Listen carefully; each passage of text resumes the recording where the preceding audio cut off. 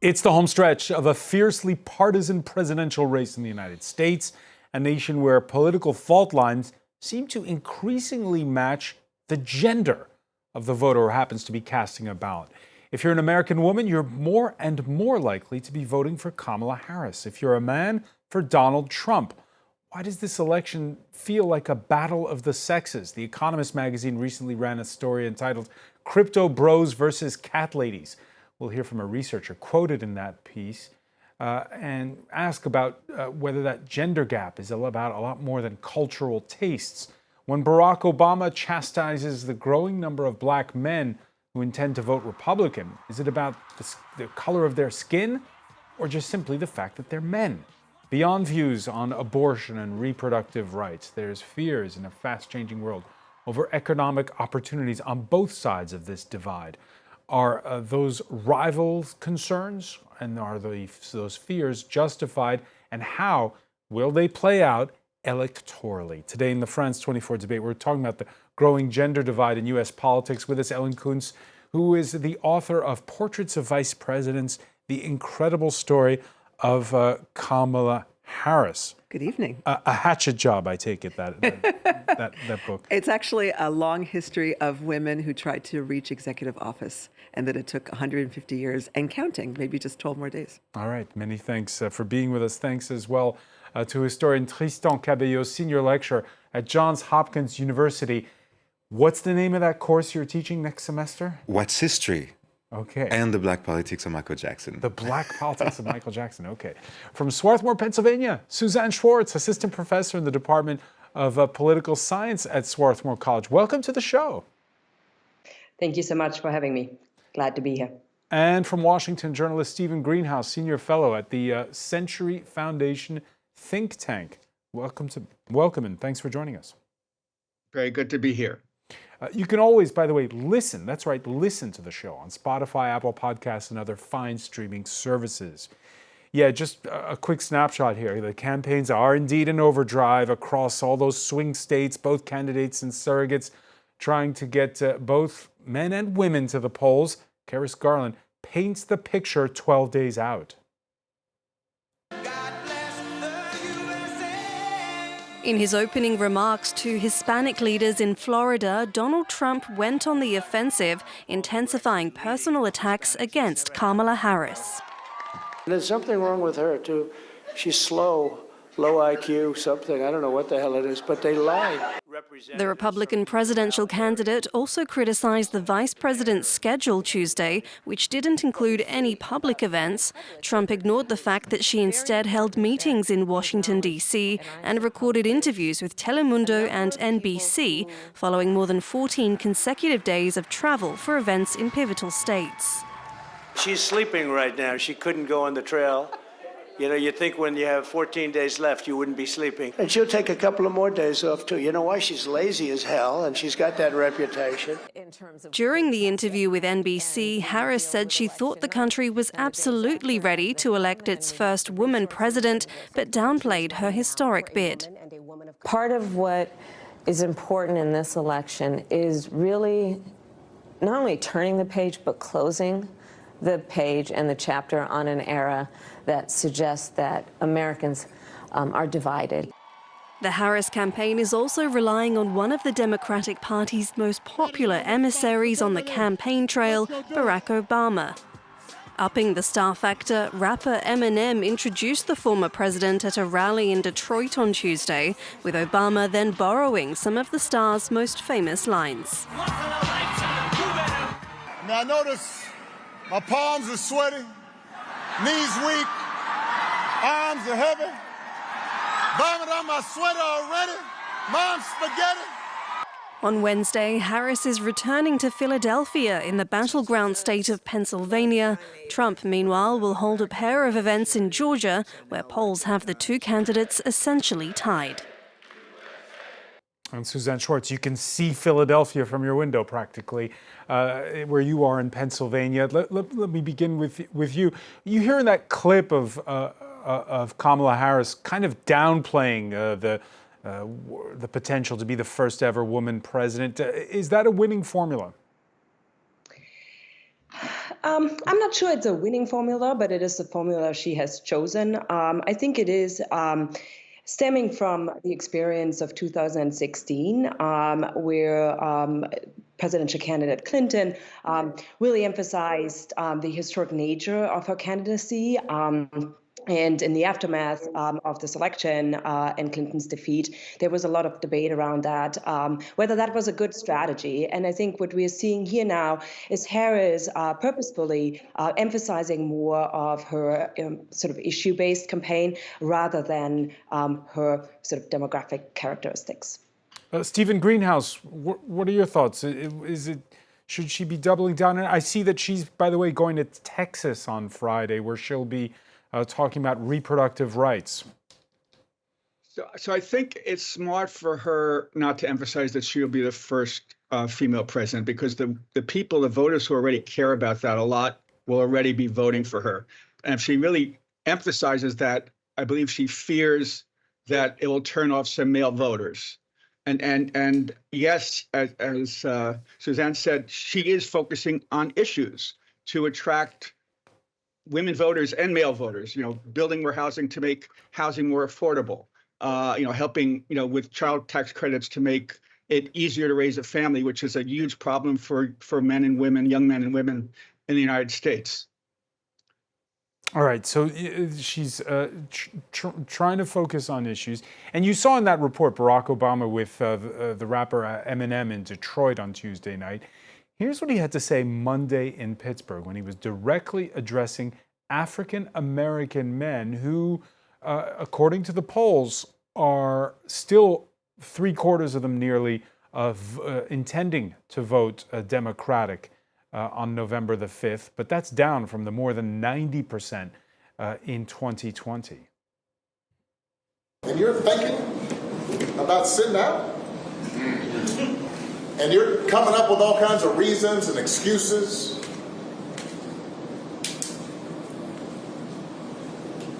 I've got a problem with that because part of it makes me think, and I'm speaking to men directly now, part of it makes me think that, well, you just aren't feeling the idea of having a woman as president. Alan Kuntz, was that, first of all, what do you think of that messaging? Is he shaming them in that, and is he right to do so? Well, it sounds a little bit moralizing, I understand, but it's classic Obama. I thought that he was playing himself in that role. But is that effective? Will the end result be that? I think he's right to call out the misogyny, and clearly, to have this result that we have today, the Democratic Party had to rid itself of quite a lot of misogyny internally. So misogyny is maybe a word that's hard to say, but it was, part of why Madam Clinton lost, and eradicating that might be some of why Kamala Harris wins. Kamala Harris has had so little time. She has no time to talk about her race or her gender. She must say, ask me about inflation. But there are Which, again, she won't be doing on Friday when she goes to Texas. Fair enough. That's true. But, women's reproductive rights is still a very serious issue, so it's still an issue voting. There are surrogates who are doing that type of work for her. There's a political action committee called the Lincoln Project. It's staffed by former Republicans, and their slogan is, be a man, vote for a woman. So they're trying to, help men for whom it's an issue, imagining women in power. Are those men thinking of sitting on the fence or thinking of voting for Donald Trump, those black men? Is it does she have a problem with black men, or is it just because they are men? It's a little bit of both, but it's a community that is historically misogynistic and identifiably so. That's why she has to go there. Yeah. Oh, that's very interesting what Ellen just said. So first, it's unclear if she's actually losing a lot of black men in this election. Black men are still voting predominantly for Kamala Harris in large numbers, black women also. And the fact that they're linking misogyny to black men is, to me, also appears a little bit problematic to me, because there's no polls that actually says that black men are not voting for Kamala Harris because she's a woman. Black men are moving towards the Republican Party in very few numbers, but because they are seduced by the economic policy of Donald Trump, maybe by his hypermasculinity, which is also different from being sexist. But we have to underline the fact... Explain what this hypermasculinity is. Yeah, I mean, this is true that Donald Trump, with Elon Musk, for example, is playing on this hypermasculinity that is his slogan, "Make America Great Again," is very much about that, I feel. America was not great in the past for women. America was not great in the past for black people. America was not great in the past for LGBT people. It was great for white men. And this is the type of America that Donald Trump wants to bring back. And you can see that basically on the poster of every on every TV ad. You know, he has chosen G.D. Vance, another white male. When you vote for Donald Trump, you vote for white male privilege. That's what you do. So why would a black or a Latino man vote for Donald Trump? But this kind of hypermasculinity is very understood to be white in America, and I think this is what also seducing those men. But again, I want to emphasize the fact that black men are still voting predominantly for Kamala Harris, and black women as well. Suzan Schwarz, are you sensing a shift? You mean a shift in terms of the attitude of men, not just white men, but also Latino men and African American men? Yeah, I mean, there is a lot of debate in the media around black men switching their vote to Trump and Latino men switching their vote to Trump. I would say I agree with what was just said in terms of we don't actually have good underlying polling data on that, in part because a lot of these claims are based on sort of single polls that are done on a national representative sample, right? But once you subset the sample to a very small group of black voters and black male voters, you actually the polls are pretty prone to outliers. One or two people who report they would vote for Trump in that poll, right? And that's what makes the headline then. We don't actually have enough good polling data on specific subgroups to really say for certain that we see a massive shift, is my take on that. Of course, there are some sort of prominent examples in popular media as well, right, who have now shifted and been supporting Trump for quite a while. Kanye West is one example. That obviously make the headlines. Whether or not that is really that systematic of a shift in the broader population, I guess remains to be seen. But I'm also not quite certain that that's actually what's going on. Yeah, there have been some expressing fears, Ellen Kuntz, that if Harris loses, they'll blame black men for it. There'll be so much blame to go around. But I think another issue here is that historically, black men don't come out to vote enough.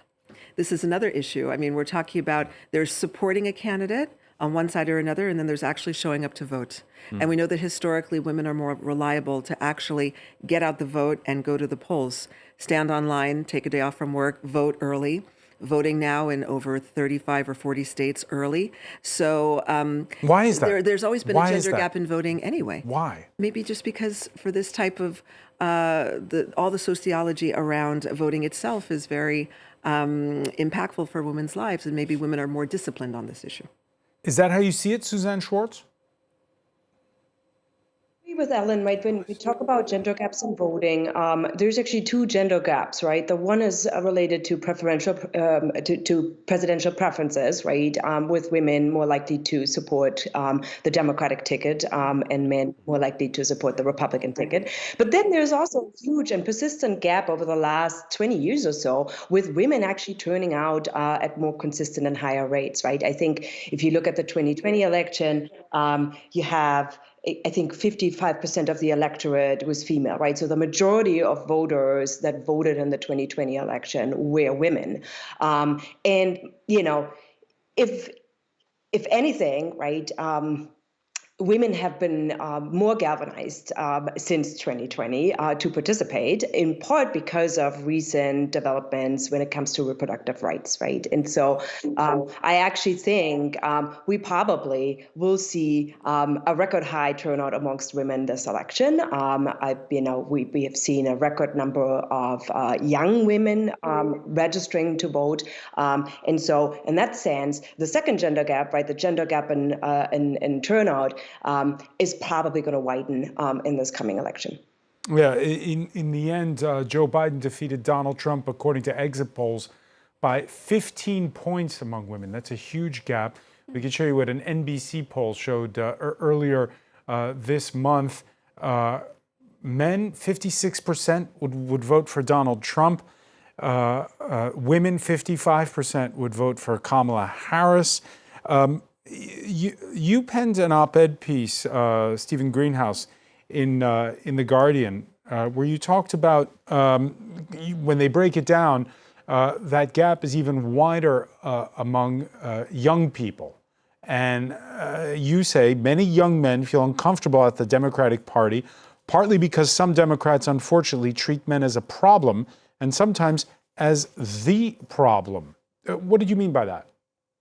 So there are some very vigorous feminists in the Democratic Party, and some of them, speak very loudly, say, men have created this problem. There's too much sex discrimination. Men have held us back. Men on the Supreme Court voted to overturn Roe v. Wade and make it much harder to get an abortion. I think, the gender gap among young people is amazing. For women under age 29, they support Harris 67% to 29%, more than a 2-to-1 ratio. Yet for young men under 29, they support Trump 53% to 40%. So 2/3 of young women support Harris.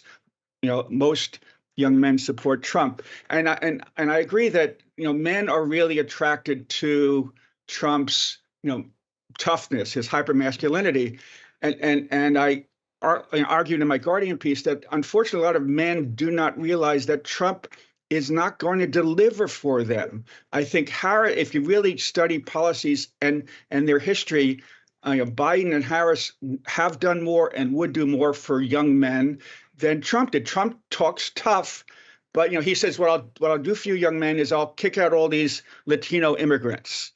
Or I'll stop spending money on defending Ukraine and I'll use that money somehow. But if you look at the Biden administration and Harris's policies, they've really done a huge amount to create jobs for young men without college degrees, the huge infrastructure bill, the CHIPS Act to bring back semiconductor manufacturing to the United States, the green energy bill, which is creating hundreds of thousands of factory jobs to promote. You write in that piece, if the Democrats were smart, they would see that young men, like every other group in society, have problems they need help with. Problems like what you've just discussed, affording a home, affording college, having enough money to raise a family. Why aren't they smart, as you put it? They have gotten smart, and I don't think that's gotten enough attention. Unfortunately, there's a problem with media coverage. Whenever Trump says something super outrageous or vile, saying that Kamala Harris is stupid or lazy, which some people say is, relying on racist tropes, Harris's policies are not getting the attention they deserve. She realizes that housing prices are a huge problem, especially for young people who want to buy their first home. And she has proposed concrete plans to build 3 million housing units to give homeowners people trying to buy their first home a $25,000 subsidy. She realizes that it's hard to raise a family. It's expensive to raise a family nowadays. So she supports subsidies for childcare. She supports child tax credits like the allocation familiale in France. And Trump is really not offering anything concrete on making housing affordable. His housing policy is we're going to kick out a lot of immigrants so there'll be less demand for housing. That's not a policy. That's just, xenophobia, couched as a policy. So Harris has a lot of specific plans to make life more affordable for Americans. One thing Trump said is, I am going to cut the price of energy, of oil and gas, in half in my first year in office. that's beyond absurd. I mean, no person, especially with the power of OPEC, is going to be able to cut the price of gasoline in half. And that's, Trump often will say anything to make his audience happy. And unfortunately, many people believe him. And lastly, young women, overwhelmingly support Harris because they're concerned about, Trump naming these 3 very right-wing Supreme Court justices who overturned Roe v. Wade. And that's a huge issue for young women. And young women care about social issues more than men, and they're interested in tax credits for children. They're interested in making home buying more affordable. They're interested in subsidies for childcare. And it's unclear what issues men are really focusing on. The Economist in that referenced a survey conducted by the Survey Center on American Life, which asked if America doesn't do enough to help boys and girls become successful adults. Tristan Cabello, there you see again, a gender gap on this question. The idea that the opportunities, Trump voters feel that that men are being offered less opportunities than women. And again, what's surprising here in France when we're watching the U.S. elections is we're surprised to see this gender gap is huge among young people. And do you see it in your classroom, for instance? Yeah, is there a difference in attitudes? Very real, yeah. But when we talk also about young women and young men, we're talking about a very segmented population here. I mean, there's difference by race, by socioeconomic background. But what I've seen in my classes here is that women are very much at the forefront, young women are very much at the forefront of all the social movements that we've seen in the past 15, 20 years. They were at the forefront of the Occupy movement. They were at the forefront of the Black Lives Matter movement. They were also very much involved in Hillary Clinton's campaign, in Bernie Sanders' campaign, in Biden's campaign. And even in the latest iteration of this social movement, the anti-war movement on campuses, this past spring, it was very much here again women that were at the forefront of that. But also, it's why are men viewing the world differently from women? I don't think that they're viewing the world differently. I think that they have also integrated in their framework that gender is a very important category of analysis, and that they are also willing and that they know that they have to let women speak. To make sure that they are equal, to make sure that they also stay in the background, and because they see the world very much in terms of inclusion and equality, and I think that they have integrated this in their framework. So letting women be at the forefront of those movements is not even something that they do consciously. It just happened naturally to them. And so the way they see the world, those category of analysis, even race, even socioeconomics is very much different from the way my generation saw it. Yeah. Suzan Schwarz, are you experiencing a growing gender divide among younger people where you are? So at our school, I would say we see similar dynamics that were just described. A lot of campus activism is spearheaded increasingly by female students. Now, Swarthmore has a very diverse campus, so we see people from all backgrounds participating in these in sort of social movement efforts of all kinds. But I will say, I do think I see a similar trend here where young women seem to be consistently more outward looking, right? They care about sort of the future of the country, but also around the world, developments around the world, be it inequality, be it war, and they act upon it in increasing numbers. More than men. Ellen Kuntz, you're also in academia at the Essex Business School. Yes. Do men feel threatened? Do men feel is there a backlash among young male students? I'm much more along the lines of what Tristan is talking about. It's not that men are stepping aside, but they have integrated new social norms, quite simply. yeah. And sometimes those social norms could even maybe all the way go up to the candidate, for example. You know, Kamala Harris. Yeah, but then why, in that case, why aren't the polls suggesting men should then be voting the same as women? They're not. Why? Well, I think it's not just. We're talking about, and again, we're talking about the under 30s. Okay, we're talking about the under 30s. So, and it's a rising group, right? Because I think there were 16 million young people who turned 18 since our last election. So that's a whole new group of Gen X voters there. Perhaps it's teetering on toxic masculinity. I mean, we can't take away the fact that Donald Trump symbolizes masculinity for many people, male and female, even though his strongman approach can be demonstrated as being weak, but it's perceived as being strong. From everything from his playing cards, you know, there was a Pittsburgh Steelers game and he made a playing card of himself as a football player. You know, that just grabs a lot of attention. We can regret that because it's not an intellectual pursuit, but it's still human feelings. And I think it's hard to undo, you know, thousands of years of history and just ask men to on board with these, you know, 21st century ideas. Right. And is there a kernel of truth that gender roles are not the same? You know, the division of labor between men and women is not the same as it was 30 or 50 years ago.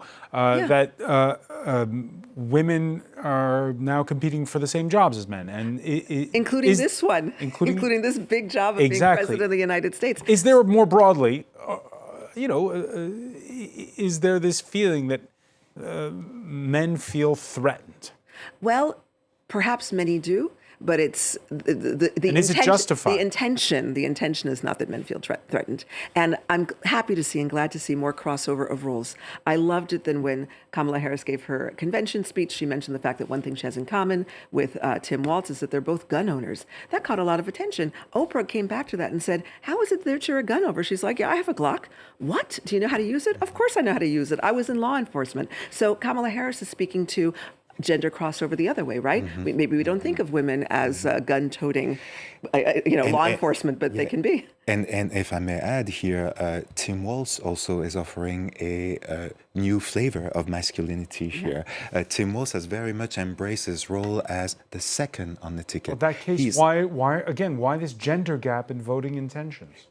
This is just what Ellen just said. I mean, this is it's unexplicable. I mean, in many ways. Stephen Greenhouse, is there something here that goes beyond politics? Yes, so to answer your question, so the job market for men, especially men without a college education, is definitely worse than it was 50 years ago, because there are many more manufacturing jobs in the United States then, and you didn't need a college. You could have them without a college degree. And women are much better educated than they were 50 years ago. They've moved up in the job market. Now many men are upset that young women are earning more than young men. And a lot of young men feel, things are against them. They feel like victims.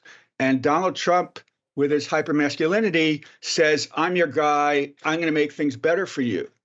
And I think it's crazy that so many young men look to Donald Trump as a model of manhood. Here's a guy, who bragged about grabbing a woman's private parts. Here's a guy who was convicted by a jury of sexual assault. Of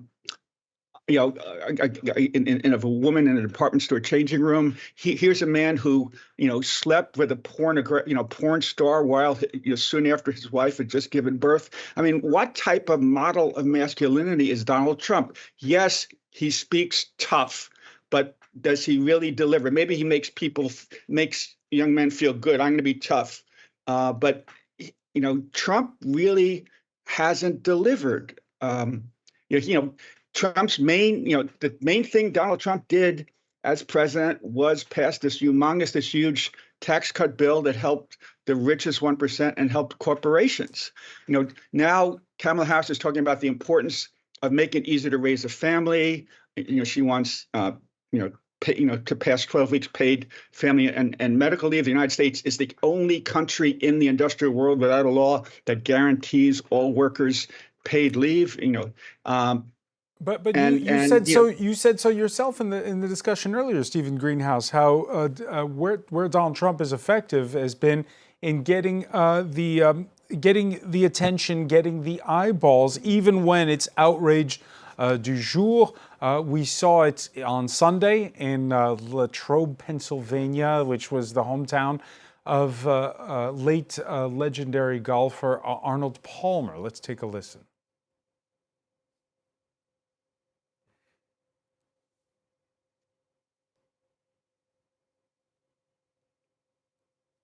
All right, so we'll. Is it being censored? It's being censored. It's being censored on our end because of technical issues. We weren't going to play the whole clip anyway, but basically, you hear some locker room talk about men's genitalia, and this is outrageous. And people are saying, "Oh, this is," Stephen. They were saying that this is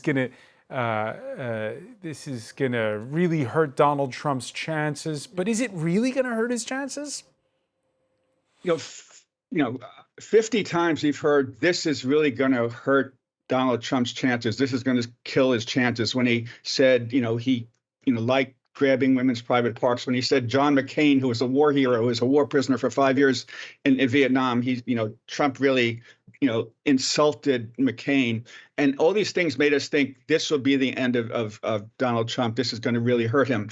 I think, the men who really respect his, machismo, won't mind. They'll delight in what he said about Arnold Palmer. And women who see Trump as a sexist pig, they're already supporting Harris. And maybe his obnoxious remarks about Arnold Palmer and the size of Palmer's genitalia will offend some women who might push them over the top to finally support Harris. But I don't think it's going to make a huge difference because Trump says one outrageous, insulting thing after another, and insane things, and still nearly 50% of the U.S. population supports him.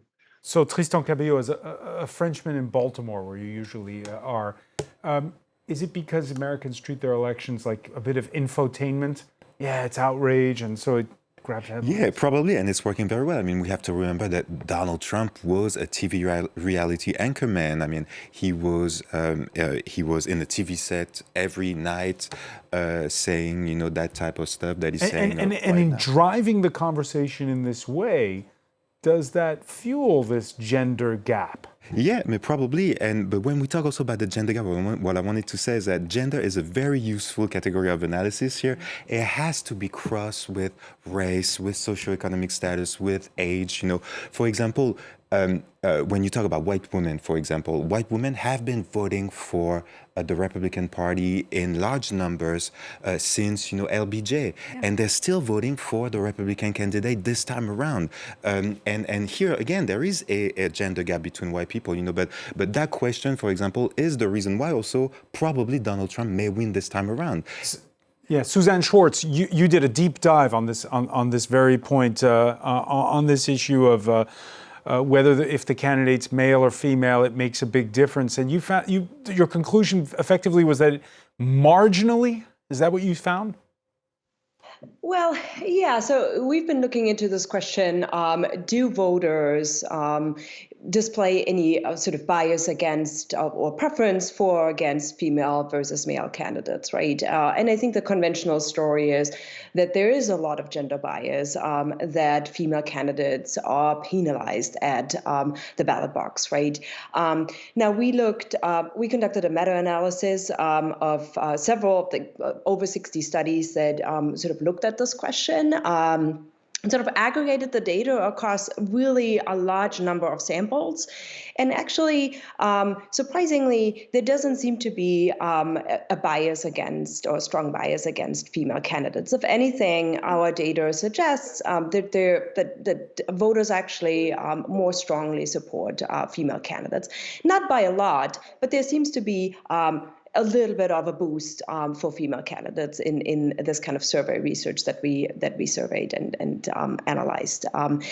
So I think, especially in the last 8 years, we've seen now an increasing number of female politicians, quite prominent female politicians, come on the scene, right? Voters are now more familiar with female politicians in the media, on both sides of the aisle, actually, right? We also have a couple of relatively prominent Republican politicians now that are very much down the Trump lane.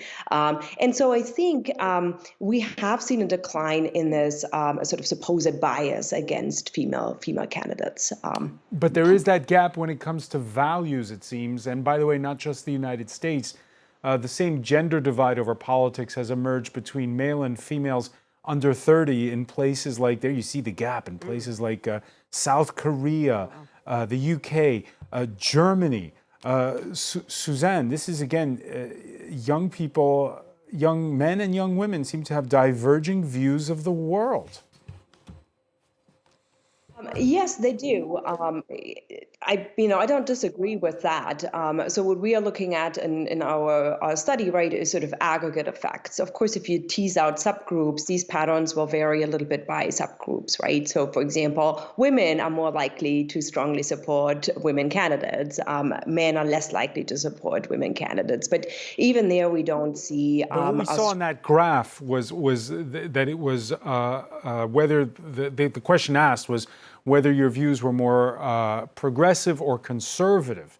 And that's where the divide was coming in. It wasn't so much of who was the candidate itself. There you see it again.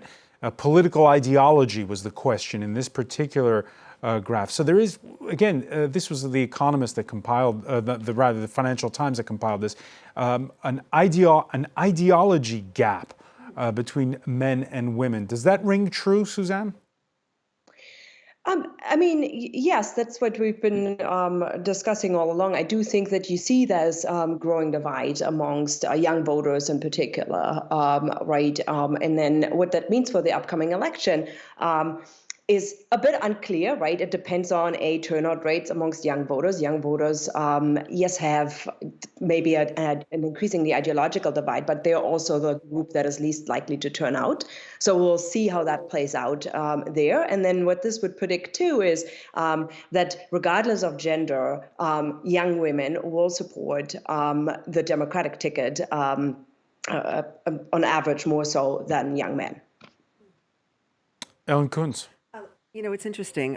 What we're hearing around this panel is that voting is not just a cerebral pursuit. There are just a lot of human feelings in voting. It's feelings, it's projection, it's worldview, it's collective memory. So I think that explains why if it was just about a policy debate, we'd be in a very different place. Because you remember after the Brexit vote, yes, people said, old people voted for Brexit, and now with young people coming up, right? And it turned out to be a caricature. It's a given that everybody's going to become more and more progressive. Well, Labour won the last election, but only because the far right picked off votes from the Conservatives. Right. The march of time is not necessarily a march forward. I'm thinking back to 2016 when, white women voted for Donald Trump and people couldn't understand. And I thought, yeah, but, that's a little bit their dad or their son or their husband, so they're familiar with conservative, right? Yeah, but in terms of his maybe piggish or grotesque or hypermasculine behavior, so there was some identification with the Donald Trump. It might be a bit somber as an idea, but the fact of the matter is, it wasn't just seeing the positive in somebody. Sometimes there's relatability with the negative. Really quickly, I would like to underscore the fact that there are, Republican women who are solidly with Harris, and it's very interesting to see this growing coalition of Republicans with Harris. That's always been a thing. We've always had Republicans for Obama, for Biden, but this is serious this time, Republicans for Harris. And I remember being interviewed and somebody said, now, what's your coalition again, Black Lives Matter? I was like, no, it's the Republicans. Look at their tour of the swing states with Liz Cheney. Mm-hmm. She's giving an enormous permission structure for conservative women to vote for Harris. Yeah, is that going to get her a lot of votes? I mean, the polls are tight. Polls are tight. In fact, she seems to be losing ground at this point. Understood, but there's a lot of micro-targeting. There's another group, for example, called Haley voters for Harris. Right. Haley voted for Harris, people who wanted it to be Nikki Haley on the Republican side, and it's scratching off a few thousand votes here and there, and wow, that could just pull in the entire blue wall. Again, stereotypes die hard. About what a man is and what a woman is. and perhaps you talked about hypermasculinity. There's pollster Nate Silver, who reminding his readers this week that a presidential election is not a popularity contest. She's more popular than he is, according to polls. Her message is, I'm a likable person and I'm not Trump, and you'll just have to trust me to sort out the details. His is, I'm a jerk who fights for you, and here's a bunch of stuff you'll get if you vote for me. So that projection of strength and it seems to is be appealing. Yeah, and it seems to be working so far, and it works with both men and women. I mean, both men and women are voting for Donald Trump, and at the same time, it's true that the way he summarizes Kamala Harris is very telling. She says, "I'm not Trump," but is that enough to really drive a lot of voters towards her? It's missing maybe a strong message here that she's maybe not carrying, but yeah, I mean, I agree with this. Whether you're male or female, Stephen Greenhouse, people want a strong leader. Yes, they want a strong leader, and Trump pretends to be a strong leader. You know, as president, he was not a very strong leader. He's so disorganized. He doesn't have the patience to listen to policy briefings from his advisors. He's very impulsive, but he makes believe he's a strong leader. He's ready to bow down and kiss Vladimir Putin's ring if Putin flatters him. He's willing to do the same thing with Kim Jong-un if people flatter him. He's not really a strong leader. He's like a little boy looking for approval, and if a foreign leader says very nice things about him, he'll kind of do what the foreign leader wants. And that's very sad. And that's not what a strong leader does. For a second, on the chart you had on South Korea, the US, Germany, and the UK. Yeah. So I think, women care more about social programs than men do. I don't think I'm sexist saying that. They want to make sure that kids have good education. They want to make sure that there's good support for childcare. So I think that tends to make them support a more liberal, more progressive state. Men, I think, aren't as worried about that. I think men feel somewhat more precarious in the job market. And a huge issue nowadays is immigration, both in the United States and in Europe. And I think immigration, this is my theory, has pushed more men to the right than it has for women. Suzan Schwarz, you agree? Yeah, I mean, to add to that a little bit, I think there's also sort of a division in values that we might see amongst women and men. I mean, again, we want to be careful not to essentialize, right? Not every woman espouses sort of smaller Republican values and is community oriented. There's a lot of women that support Trump, right? Especially white women. But I think on average, we do see women sort of endorsing a little bit more of a community-oriented, social program-oriented platform, right? And candidates that sort of display that, whereas Trump has been very good at tapping into this long tradition of individualism in the United States, right? Promising that he will lift you up, right? And it's very sort of particularistic in terms of the benefits that he's promising. It's not necessarily focused on community social programs, anything like that. It's about cutting taxes and keeping immigrants out, right? And that resonates very well with men who I think are on average, again, not all of them, right, but on average, especially white men, more likely to endorse this message of individualism, individual rights and freedoms, and policies that are more firmly associated with that. All right, we're out of time, Suzan Schwarz. We get to ask you which way the wind is blowing in the swing state of Pennsylvania, but hopefully you'll be able to join us again before Election Day to opine on that. I want to thank you for joining us. I want to thank as well Stephen Greenhouse for being with us from Washington, Ellen Kuntz, Tristan Cabello. Thank you for being with us here in the France 24 debate.